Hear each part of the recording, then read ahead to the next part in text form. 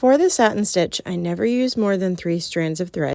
I'm using my heat erasing pen here to make some guidelines, which can be really helpful when you're learning this stitch. You'll start at the top corner and then make your first stitch down to the bottom corner, and then come up as close as you can to that top stitch and as close as you can to the bottom of your last stitch.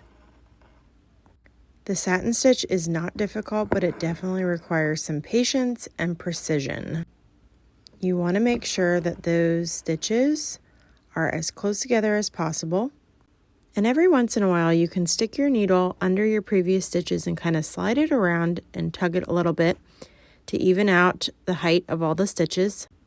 It just kind of helps them to stay all nice and even. And if you see that you're getting off from your guideline at all, you can adjust the top or bottom of your stitch to get back on track. Now, I didn't show you this at the beginning, but I'm using my thread gloss here. You just pinch and pull your thread through 2 times or so through the wax.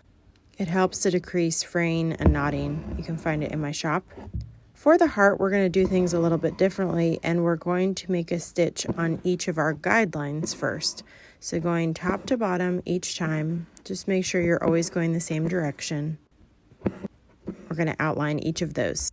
Heart can be a tricky shape. Your next stitches, you're going to do just a little bit smaller than that guideline. Each stitch a little bit smaller, sticking within the outline of the heart. I think I can get one more tiny one in here. And then fill in the next section between the guidelines. This works much better for shapes that aren't squares or rectangles. Working in sections, if you started at the edge and tried to work in, trust me, this would be all wonky.